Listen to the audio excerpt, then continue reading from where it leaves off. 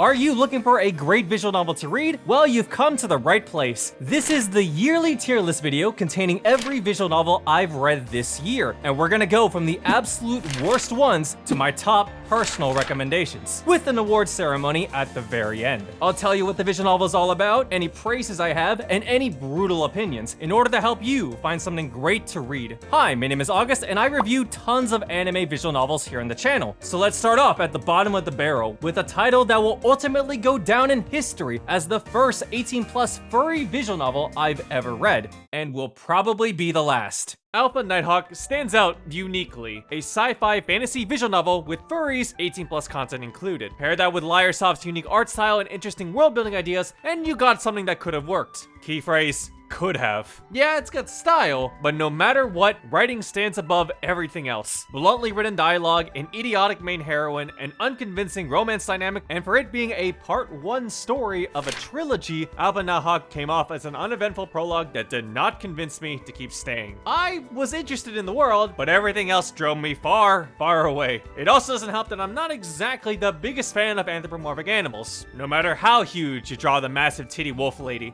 there's probably some great hidden gems out there for furry visual novels. I'm just saying, Alpha-Nighthawk ain't it. C tier. Meanwhile, for this title, I can really only recommend this to like 10% of you, because who would want to read the most cursed dark fantasy eroge and its sequel, which was perhaps even worse? I read Kuroinu 2 for my No Nut November themed month, and it was exactly as I expected it to be. Edgy adult dark fantasy where it pursues the most ruthless, degenerate extremes in its content, forcing women into servitude after conquering them in battle. I've already covered Kuroinu before and labeled it as quite possibly the worst visual novel the year I read it. Interestingly enough, its sequel was available on Steam, and I made the unfortunate choice to dive back in to see if it was any better. The results? Actually, yes, because there's an actual story in this one. Kuroinu 2 plays it straight as an all-out fantasy war between the two opposing factions, Derek's army and the Holy Alliance. Compared to the first game, we actually get to see the fights. It's not much, but it's something. Something of noteworthy value before it dives back into its usual content of corruption and molding strong women into brothel whores. There isn't any deep thematic messages or grand epic fights. At the end of the day, Kuroinu is exactly what you expect it to be. The infamous title from its epic hentai adaptation. Kuroinu 2 gets a C. Now, next up is another unique sci-fi title, for it's the only piece of media I've read where robotic pigeons caused the downfall of humanity. Wave-eating electronic birds was certainly not on my bingo sheet for post-apocalyptic settings. Now, what you might not know is that the future radio and the artificial pigeons is one of the unique settings that takes place in Cyanotype Daydream. Considering that Cyanotype Daydream won the award for my personal favorite visual novel in 2022, ranking at an S tier, I went in with high hopes, and with that very interesting premise, I thought I was gonna have another amazing time. Nope, dead wrong. I genuinely don't know what happened here. This was a title that was geared up to be a super emotional drama romance story, but it just did not hit. It felt hollow, and I hated that. The couples in each of the routes lacked the necessary scenes needed to sell you on their intimacy and relationship. I could see the logical progression, but the emotional weight did not hit as hard as it should have. Something that's kind of important for a drama romance story. It also doesn't help that Future Radio has this overly childish humor that clashes terribly with the main premise. And if that wasn't enough, 2 out of the 4 heroine routes strays away from the main plot premise. Future Radio makes me wonder, how the hell did we go from this subpar average story to the amazing story that was Cyanotype Daydream? What's worse is that I fully recognize that there's some amazing narrative set pieces and high concept scenes in here. The consequences of the worldwide tragedy and how that's affected each of the cast on a personal level. The future prophecy of a potential second catastrophe and the ragtag team of students desperately rushing to prevent it. And finally, the relationship between the man whose life was ruined by the robotic pigeons and the daughter of the inventor who developed the pigeons who caused the tragedy. The Future Radio and the Artificial Pigeons wins the award for the most unique take on a post-apocalyptic setting, and it also wins the award for the most frustrating visual novel I've set my expectation for. C tier. So, for this next one, how do I even rate this? Tell me, how does one rate Tax Heaven 3000, the anime dating simulator where you can date a girl while also filing your federal income taxes? And because I'm an idiot dumbass who decided to put his own information in here just to test it, I can confirm it actually works. So, I guess it accomplishes its job in that aspect. It combines both the charm of talking with a girl with actual legitimate tax questions. Sure, it might not accomplish everything, being designed for single filers without dependents, but it 100% nailed its target audience. There's even slander against corporate tax software and cryptocurrency. What more could you want out of the waifu equivalent of the IRS? That said, even if I were to wave 18 plus content of Tax Heaven 3000 in your face, 90% of you will hate paying your taxes anyway. The other 10% probably has a thing for women in suits. Tax Heaven 3000 gets a C. I have a negative perception of parody visual novels, but I guess this one was okay, from a practical sense anyway. There's one more visual novel on this list upcoming that's in the same boat. It's also an April Fool's Day joke. We'll get to that one later. And now, to continue the tradition of reviewing a series that practically no one is reading, I took a look at Volume 3 of the Grisaia Phantom Trigger series. Grisaia Phantom Trigger is a spin-off series from the original Fruit of Grisaia trilogy, where we follow a group of misfit adolescent kids working for the government as secret military mercenaries. And in this volume, it tells a story about the sharp-tongued tsundere sniper of the group and offers commentary about military soldiers being abandoned on the battlefield. A mostly okay volume, a mixture of fun slice of life featuring the girls talking about guns and eating way too much food, with cool action scenes of course. More the same Phantom Trigger vibes from the previous installments and the latter installments. Although I argue that this story used Toka, the highlight character, as more of a representative of the volume's messages rather than actually being character focused. Generally speaking, Grisaia as a whole is stronger when it focuses on the characters rather than its premise, so this was a fair misstep. But honestly, if I can get anyone to read this series without being pressured by the expectations of the original series, that's a win in my book. Grisaia Phantom Trigger Volume 3 gets a C.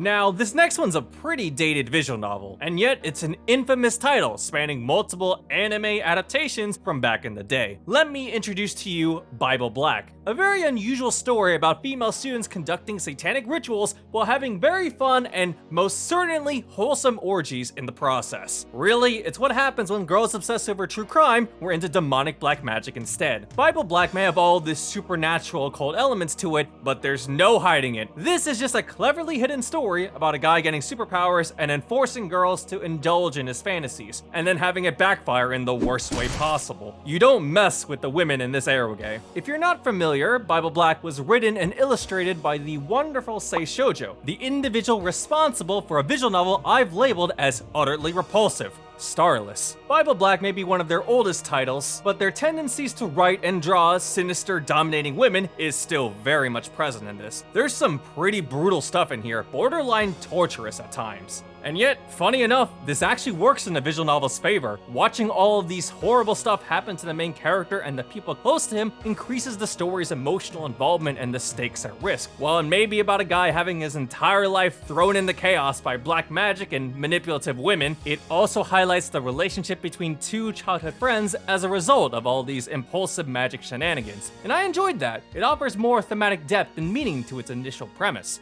That said, this is only in the good route. The evil routes was just screwing around most of the time. I guess if you like domination and hot evil MILFs, you might be interested in it. I just like my horny visual novels with story, you know? Bible Black may be a pretty dated visual novel with a less than impressive and original premise, but it's still alright as an urban occult story, with lots of The MILFs are hot too, so that's an added benefit. B tier. And now, introducing Kunado Chronicles, the strangest yet interesting blend of a post-apocalyptic Edo Japan with sci-fi, where human civilization was destroyed by metal inanimate objects who decided to rebel against their masters. What's even more unusual about this title is that it's by Purple Software, the same people who brought you Chrono Clock and Amatsutsumi. My opinion of Purple Software has not changed. Solid emotional climaxes, and then just middling everywhere else. In here, there is a lot of world building, from the history that led up to this change to how current society works and why it needs to change. My problem with it is that the story only approaches it from a surface level interpretation. It never really dives down and explores deeper concepts, nor does it provide any different perspectives or commentary. Instead, we have this base level effort in reviving modern day concepts. Question: what's the best way to rebuild a society? Answer: establish a currency and promote the act of trading.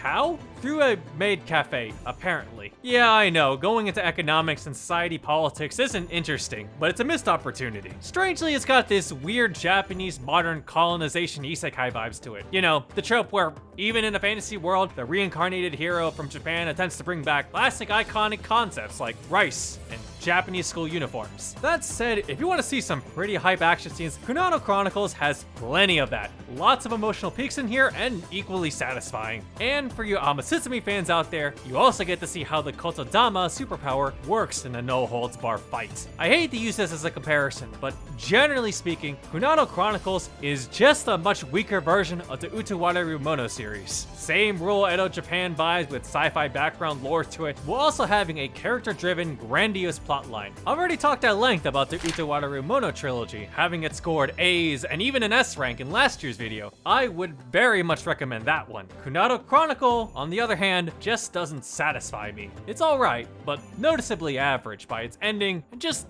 not that memorable. B tier. And now, next up is a visual novel with one eye-catching collaboration, the Dream Team collab between two renowned visual novel creators, Studio Key and Ryukishi07. But here's the catch. Loopers is very much a Key visual novel. If you're going into Loopers expecting the next Higurashi or Clannad, you will be heavily disappointed. But it's not outright terrible either. In fact, I find it pretty underrated. Loopers is a short, simple sci-fi drama about a group of adolescents trapped in a never-ending time loop. One guy absolutely loves it, using it as a sandbox for all sorts of wild ideas. Meanwhile, one girl, a time-looping veteran, is disinterested with the world. So when you bring the two together, something special begins to form between them. A rather cute story between the two, with the spirit of a classic Key title, where it just wants to hit you hard in the heart. With its unique art style, a diverse cast of likable side characters, and passionate voice acting, I was content with this short story. What's interesting though is that Ryukishi's classic horror charms do come into play here, but it actually works against him. The few horror scenes we do have feel out of place given the overall tone, because again, this is a Key title, a brand known for their emotional drama romances. Loopers is the most underrated visual novel on this list. Not the best compared to other hard-hitting titles from both creators, but still decent enough. Loopers gets a B.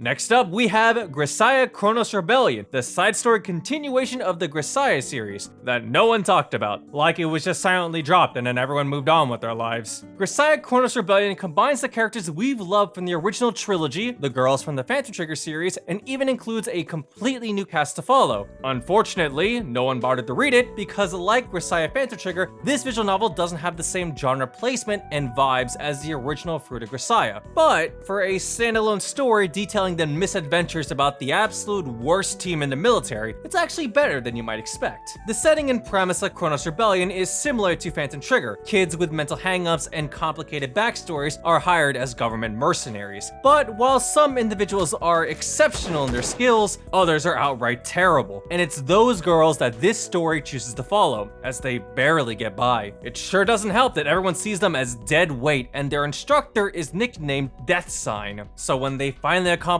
those dangerous missions as they meet all sorts of people that help guide them along their way, the payoff is incredibly rewarding. It's a fully realized underdog story. It might not be the greatest hype story ever or have the most boldest badass characters, but the new cast certainly grew on me as time went on. What's also a really nice addition is that the visual novel actually takes time to complement the original trilogy cast. We get moments where the story further explores their relationship dynamics with each other and the new characters. If you remember how all the girls work together in The Eden of Grisaia, it has those same similar vibes. Simply seeing how well aware they are of each other's strengths and weaknesses shows them up in the best possible way. That said, let me be clear, Chronos Rebellion does not focus on the original trilogy cast. They are there as supporting characters, meant to help assist the new cast. Chronos Rebellion has an extremely high bar, requiring you to have read both prior works, but if you fit that very specific criteria, especially if you're a fan of Phantom Trigger's action-oriented story, like me, Chronos Rebellion is a clear pickup, B tier.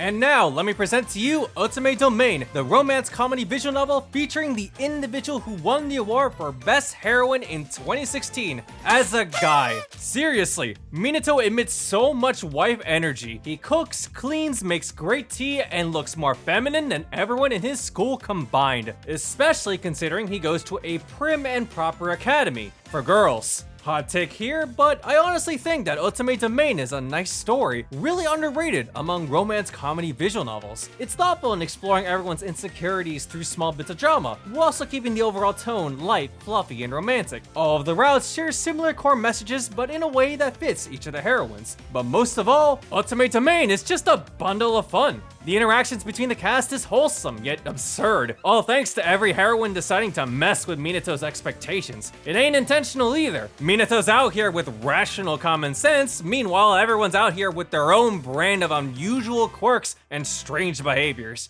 Really, Minato has the insurmountable job of playing the reactionary straight man to practically everyone. And lastly, and arguably the most important, Otome Domain is just so goddamn adorable and hilarious with its CG sometimes. What's actually kind of amazing is that if it wasn't for the fact that Minato's a guy, this visual novel is basically full-on Yuri. It's super cute and wholesome, once you get past the pissing scene in the beginning. Yeah, this visual novel has one pretty big filter. The very first scene of the game is Minato discovering one of the girls' unusual habit of pissing in a water bottle because she was too lazy to go up to the bathroom. It does make sense given the overall theme of learning to accept and love weird outcast people, but I don't blame you if this turns you off immediately. I also do have issues with Minato suffering under the classic trope of main character indecisiveness, but that's not as outstanding as Kazuri's pissing quirk.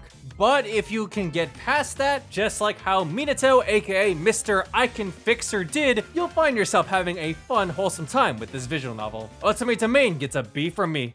And now, time to talk about an emotional story, a tale of a promise between two childhood friends, tragically lost when one of them is spirited away. A title full of strange, surprising twists and turns, but moving regardless. I see GINKA as a very familiar and comfortable title for the romance genre, a nice short visual novel showcasing a classic childhood friends to lovers story. Ain't nothing wrong with a simple story and premise, especially if it's got pretty visuals. The aesthetic for GINKA is phenomenal. It practically screams summertime romance anime. Given that GINKA was created by a couple of the key staff who worked on Achi My Dear Moments, their talents have brought out yet another gorgeous looking title. Both Achi and GINKA out here becoming the Makoto Shinkai Your Name of visual novels. Fun slice of life and the supernatural elements included. The playful summertime shenanigans are fun, showing off all the cute charms of the poster girls. Pretty much fits right in as a classic anime rom-com. That said, your enjoyment of these scenes is dependent on whether or not you're fine with this type of content.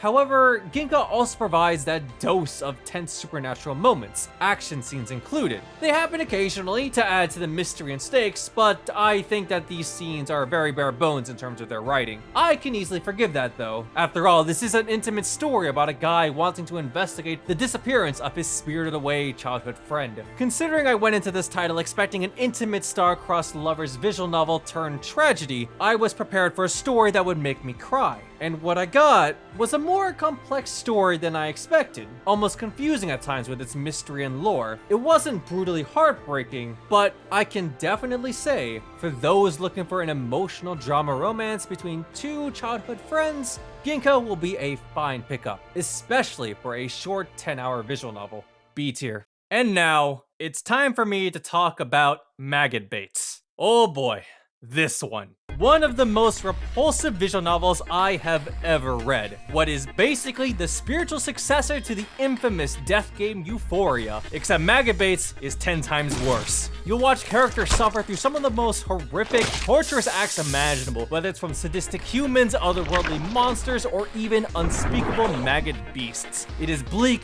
violent, and unapologetic about the type of work it is, and it wants to tell you every excruciating graphic detail about it. This, unfortunately, results in Maggot Baits having unnecessarily long and repetitive torture scenes. The bad ending itself is like several hours of rough futanari scenes. Overall, the worst part of the visual novel, which is a shame, because underneath all that suffering and non-consensual H scenes is an unexpectedly remarkable story about one man's journey of revenge and the truest forms of love. Maggot Baits features Shogo and Carol, a ragtag duo trying to hunt down the individual orchestrating the chaos in the city of Pandemonium, a criminal hellscape full of crooks, villains, and supernatural monstrous women known as witches. Lots of scenes are dedicated to Shogo's cold-blooded revenge. The oppressive setting, the intense presentation, and the violent, thrilling action scenes fits Maggot Baits' gritty aesthetic. It may come off as overwhelmingly edgy, to which I do agree. However, Maggot Baits' self-reflective, almost philosophical prose makes the story and characters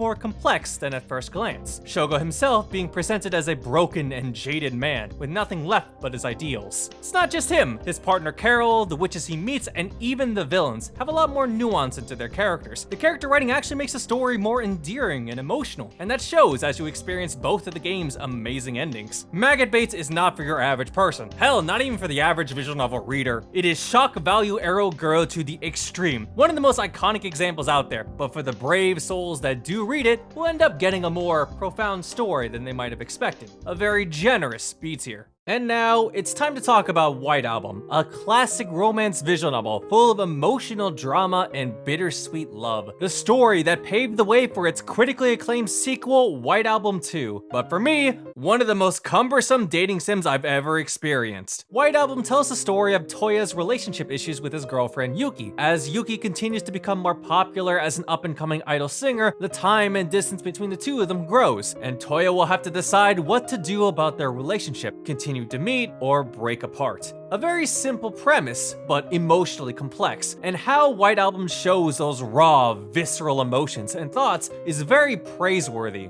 You just have to suffer through the dating sim portion of the visual novel first. It's tiresome and a pain in the ass to sit through. Conversation topics can be locked behind a skill level or prior conditions. There's no clear indication of story progress and heroine routes, and the biggest one by far, too much wasted downtime. All of this brings down the visual novel as a whole, which is upsetting because the conversations themselves feel realistic while also contributing to the heroine's story routes and building White Album's themes. Toya's relationship problem may appear simple, but White Album dives into how complex the situation is and how emotionally difficult facing it truly is. His doubts and insecurities about his value to Yuki growing, while his loneliness without her constantly builds. As uncomfortable the act of cheating is, I can't help but sympathize with Toya as he desperately pursues comfort in others around him. And just like him, the other heroines are also suffering from similar forms of pain and sadness themselves. So when they finally come together to help reassure and raise each other in the worst of times, it's just so satisfying. White Album may have been a frustrating experience, but I can't help but acknowledge its soulful writing during its most impactful scenes. The prose is just spectacular in showcasing those raw feelings, and it's this passionate spirit that eventually carries onward to White Album 2, the drama romance masterpiece and one of the highest rated visual novels of all time. If there's one thing that White Album did, it's prepare me for the damage that White Album 2 will do to my heart. It also brought me my absolute favorite heroine this year, my beloved Sayako Kisaragi. Seriously, go check out my White Album review for the I Love Sayako Kisaragi section of the video.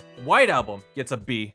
And now, next up, we have The Murder of Sonic the Hedgehog, aka this year's trending April Fool's Day visual novel. Let us establish the fact that corporate companies using dating sim visual novels as their yearly April Fool's Day joke is tiresome, cliche, and should be frowned upon. So where does The Murder of Sonic the Hedgehog lie? Well, you might be surprised. It should actually be worthy of praise. It's much better than you might expect. It's exactly what you see here, a classic murder mystery where Sonic the Hedgehog has been murdered and it's up to you and Tails to solve the case. Simply put, this is a game specifically designed by Sonic fans for Sonic fans. The artwork of all the characters is cute, the tiny references and Easter eggs are a treat, and it even has a nice minigame to pair along with the murder mystery story. After playing it with a few Sonic maniacs in my friend group, I can say I had a fun time with it, even if I was subject to Sonic trivia I would have rather not have wanted to know. The Murder of Sonic the Hedgehog is a short, fun game designed with love for the Sonic franchise. I'm content with that, and a bunch of other people might agree with me. It ended up being the most highly ranked Sonic game on Steam in the end after all. Top of the B tier.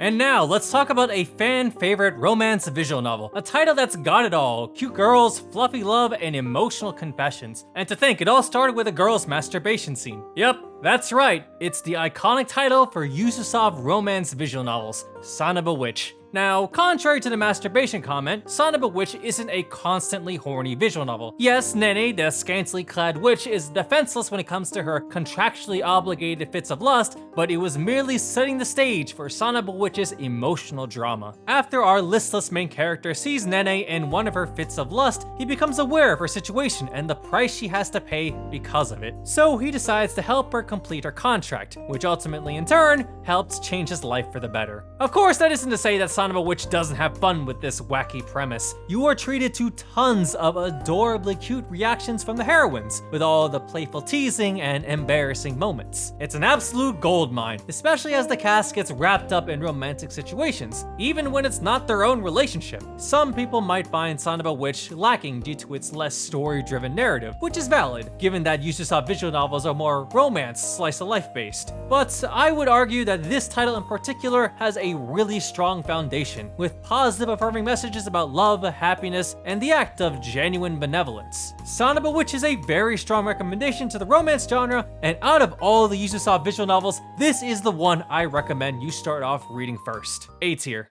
And now, let me present to you a visual novel that is one hell of a futuristic melting pot of edge, where in an Ice Age cyberpunk Tokyo, technologically advanced zombie killers use gun kata to fight against suicidal necromancers and their army of mechanical zombies. Tokyo Necro is one wild concept, and I was 100% down for it. Tokyo Necro follows two mercenaries doing their daily job of killing zombies, until one day they find a mysterious amnesiac girl after rescuing her from a necromancer. However, saving her ended up becoming the spark to a much bigger conspiracy in this frozen wasteland that is Tokyo. From bioexperimentation, VR worlds, dystopian organizations, and black leather bodysuits, Tokyo Necro combines all of these sci-fi elements with all of the badass moments of a classic zombie thriller. You'll see tons of fights, both in Time Crisis 2D shooting scenes and animated 3D brawls. Our AI-assisted killing machine Suwon fights with dual pistol martial arts, while our badass Sigma lesbian Ethica runs off of pure guts, adrenaline, and her trusty chainsaw. Tokyo Necro is committed to these tropes, and it works. It's so exciting and thrilling to watch all of this unfold, but that's not its only charm, as the real heart of this story is discovering what makes someone human, even if someone has to die to do so. Of course, bringing people back to life is a common staple for the zombie genre, except in Tokyo Necro, these necromancers go even further, creating perfect lookalike zombies that can resemble and act as they did when they were alive. And those consequences are explored heavily, showing how it affects one's sense of self and their relationships, ultimately leading to compelling character drama. Tokyo Necro does stumble a bit regarding development of certain important characters, its cumbersome UI, and its blunt prose writing at the endings, but overall, it's a great fun package if you're looking for something radically different. Equally rare for such a high production Nitro Plus visual novel too. A tier. Ah yes, time for this one. NUKITASHI, aka Welcome to Sex Paradise Island, where rebels fight against the pro-sex half-naked police force with dildos and ono holes. And as comically absurd as that sounds, it is actually pretty amazing, and I'm dead serious. Thanks to a politician deciding to revive the island through sex-related tourism, business is booming. Everyone loves it, except for one individual. Junosuke Tachibana vows to destroy the island's perverted law, because what lies underneath this tropical island paradise is a cruel dystopia. NUKITASHI is what happens when you take an outlandish concept like this and dive into its more practical application, more specifically, its consequences. Our main character may be fighting against this government to protect himself and his little sister, but really, he is rebelling for a just cause. Open perversion is encouraged by the government, but it's also brutally enforced. Going against it is considered breaking the law, and this actually affects certain individuals becoming wrongly punished. People who only want exclusive mutual love, people who only love the same gender, and even people who just don't want to have sex at all. It's a really interesting and unique world setting that shows off our cast taking pride in their ideals against the world, while also serving as the backdrop for its crazy badass fights. There's some really great action scenes in here, all while this snazzy upbeat jazz plays out in the background. There are some wild moments, almost where I thought NUKITASHI went off the deep end, but I'm willing to let it slide because of the sheer chaos of this whole visual novel in the first place. Which goes to say, if you aren't down for NUKITASHI's super over-the-top absurd humor and slang dialogue, you're not gonna get much mileage out of this. Now, despite all the crass humor and insane craziness, NUKITASHI actually has this strong sense of wholesome camaraderie, like on the level as Little Busters and Higurashi, except these guys are fighting for the battle of pure love. Everyone is fun and likable in their own special way. Hell, even the villains are entertaining. I do have slight issues regarding some individuals being underdeveloped, but that's what the sequel is for. NUKITASHI is frankly the most ridiculous visual novel I've ever read, but at its core, it's a rousing story about a group of friends fighting to protect what matters most and uphold the values they believe in, and I had a really great time with it. A tier.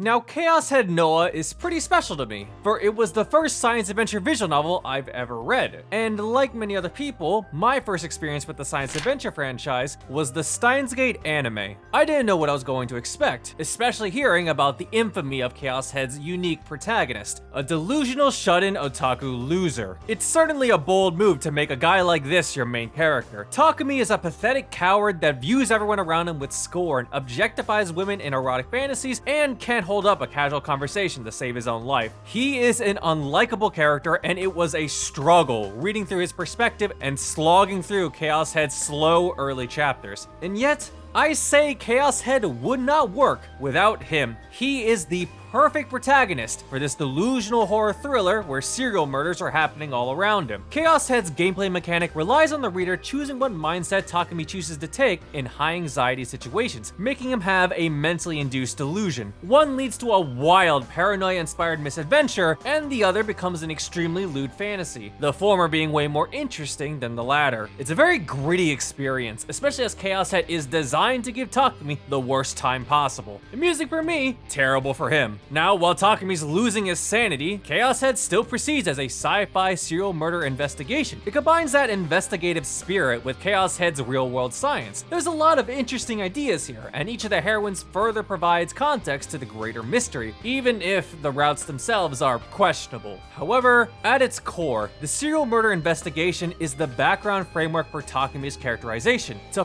force him to confront those ugly truths about himself, and seeing him embark on that painful but necessary journey is pretty damn incredible. I don't consider Chaos Head Noah to be a very easy recommendation. It has very noticeable flaws, and Takumi alone just makes this an extremely hard sell to your average person. But if there's one thing Chaos Head Noah does a phenomenal job on, it's Takumi and his character growth alone. Strong A. Now, this next title is a clear pickup for romance fans, even with its unique genre combination. Because AOKANA, 4 Rhythms Across the Blue, was able to take a sport about competitive dogfighting and pair it up with wholesome relationships to turn it into one of the most thrilling and satisfying sports romances I've ever read. In a world where flying through the sky is as simple as riding a bike, the competitive sport Flying Circus took the world by storm. Masaya, a child prodigy, turned his back on the sport after a traumatic incident. However, years later, his former passion reignites as he teaches the transfer student Asuka Kurashina how to fly. And so he returns to the sport as a coach to form a flying circus team with Asuka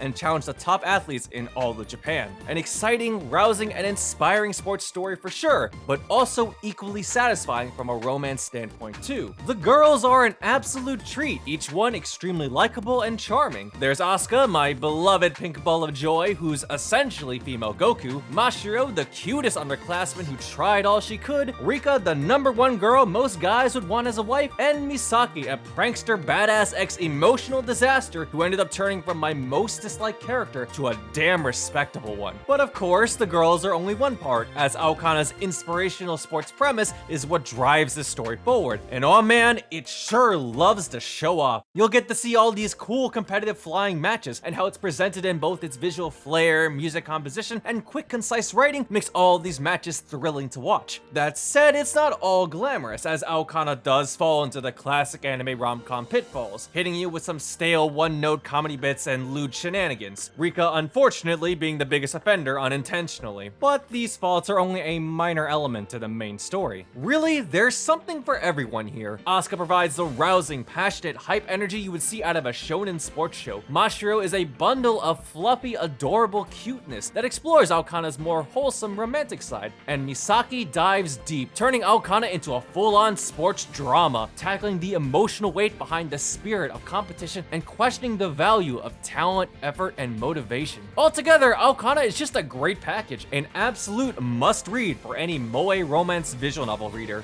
A tier. Which brings me to AOKANA's sequel fan discs, Extra 1 and Extra 2. Extra 1 is what happens when you take AOKANA and distill it into a sugary, sweet, wholesome romance. We're talking intimate one-on-one couple moments, slice-of-life comedy shenanigans, and just all-around cute vibes. This visual novel tells a very sweet story about Mashiro and Masaya's relationship after her route in the original game, and it goes the extra mile. There's some absolutely gorgeous CGs in here, and it shows off very elaborate and also very funny sprite animations in its comedy bits. In exchange, however, there is no flying circus scenes. It chooses to focus on Mashiro and Masaya's relationship as a couple, and I think that's perfectly fine. If you like Mashiro, want pure wholesome romance, and don't really enjoy the sports aspect of AOKANA that much, Extra 1 will be up your alley. B tier. Meanwhile, if you loved AOKANA for the sports and the blood-pumping adrenaline that it brings, you need to check out Extra 2. AOKANA Extra 2 is the afterstory of Misaki's route, a full continuation of her story, further developing Misaki and Masaya's relationship and serving in many ways as the sequel to AOKANA.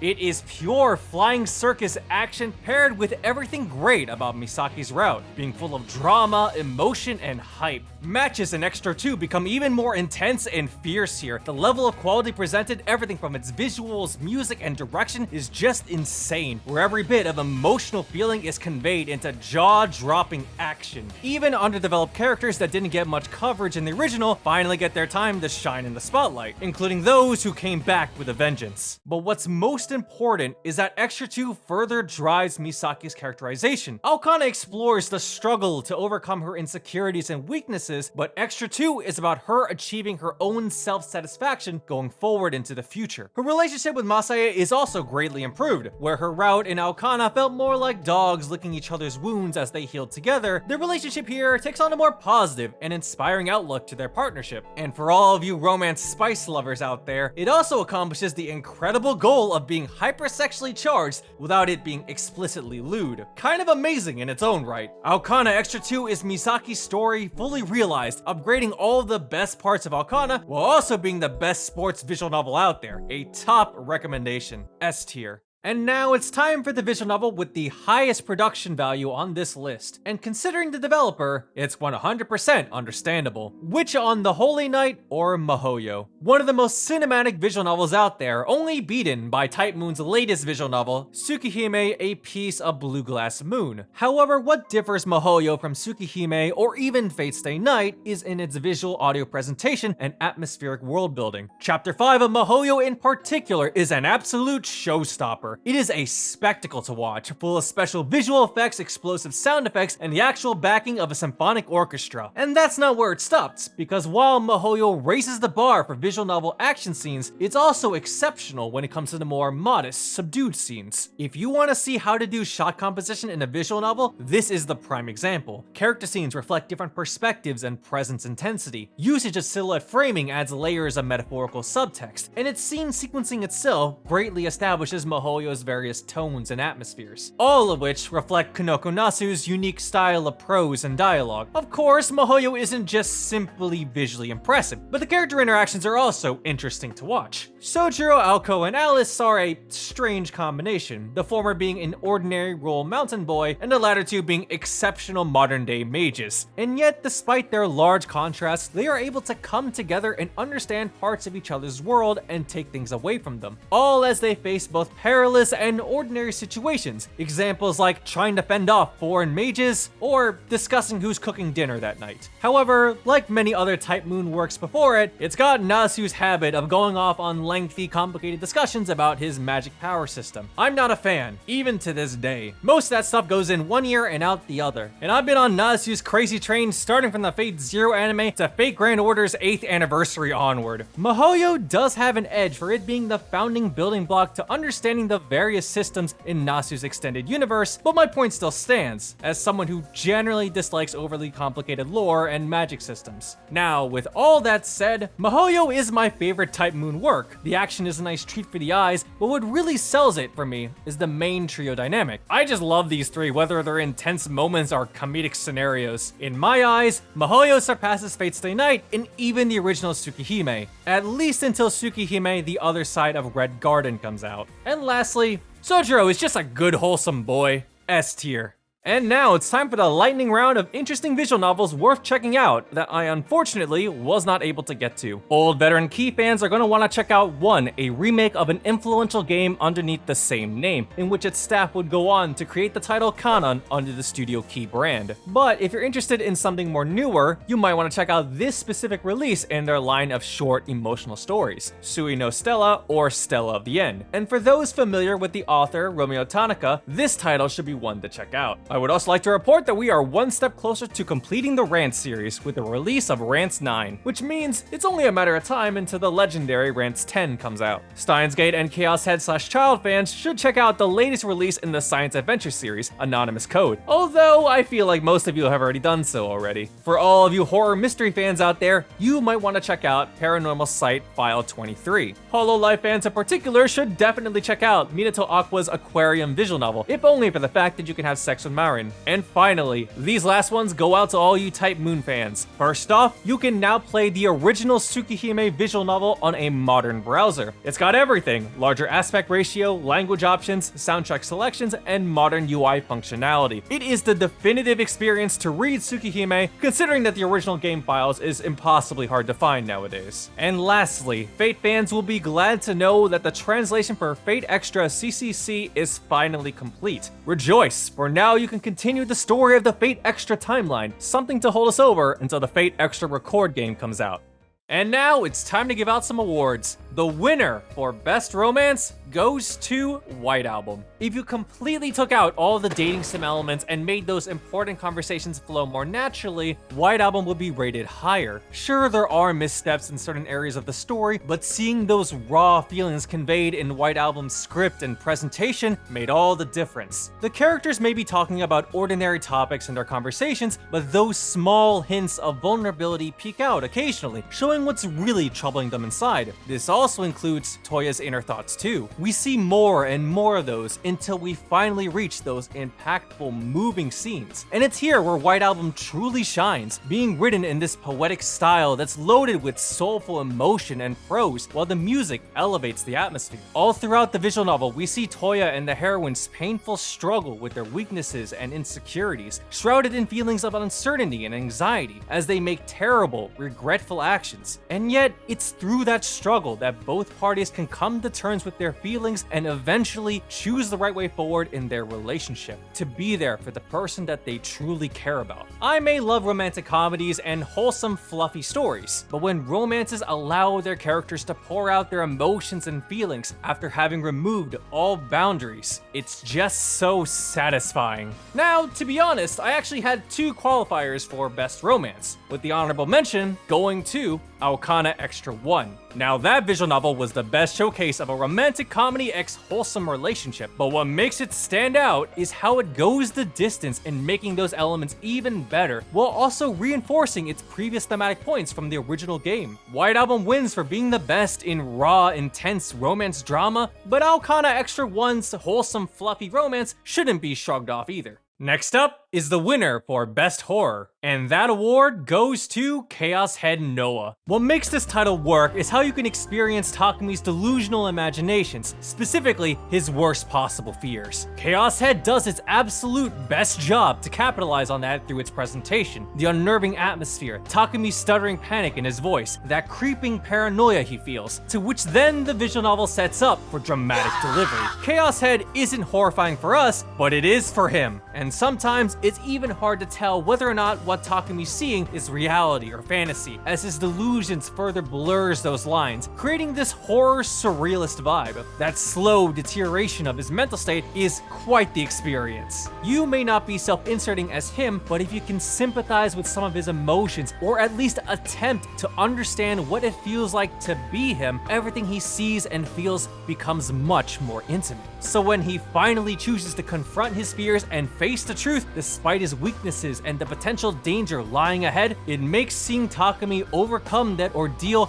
that much more impactful, especially when you reach Chaos Head's true ending. And finally, the winner for my personal favorite visual novel I read this year for 2023 is AOKANA 4 Rhythms Across the Blue. Reading AOKANA makes me happy inside, for not only is it an emotionally passionate romance, but it also reinforces and elevates its relationship with all of the elements that makes a sports title so exciting. And for all of you AOKANA readers out there, you're probably wondering, why not Extra 2? Well, yes, I do think that Extra 2 is really good, but I'll let you on a little hint. Asuka is my favorite. But there's more to it than just that. The relationship between Masaya and the heroines naturally has a lot of potential. With Masaya being the coach and the heroines as the players, the bond between them quickly grows. Both parties are working together to accomplish their goals, but winning the tournament isn't what's truly important. Rather, it's that process of hard work, motivation, and sheer love for the sport. In the time that they spend together training for the tournament, Masaya comes to see the girls around him more intimately and who they are as a person, both in their personal strengths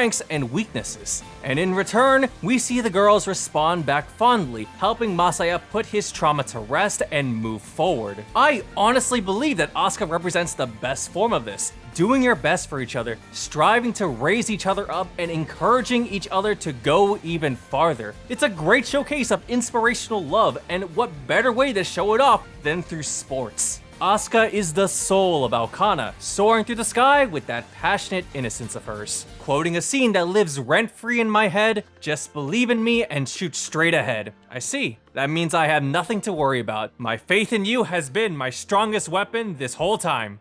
That wraps it up for the year of 2023. Here is the final ranked tier list of everything I read this year. And lastly, I'm planning to do more unique styles of videos in the future, but you can be sure to see more reviews, both old and new, of your favorite visual novel titles. There's a couple of cool stuff coming out in the next year, and I am very much excited, so consider subscribing for more visual novel content. And if you're interested in more exclusive content, or just want to further support me, consider checking out my Patreon. Every bit helps. Whether you've been a fan since long ago or a brand new subscriber, thank you for watching all this time, and here's to another great year of visual novels. This is August, and if you're still here, let me direct you to these next videos worth watching.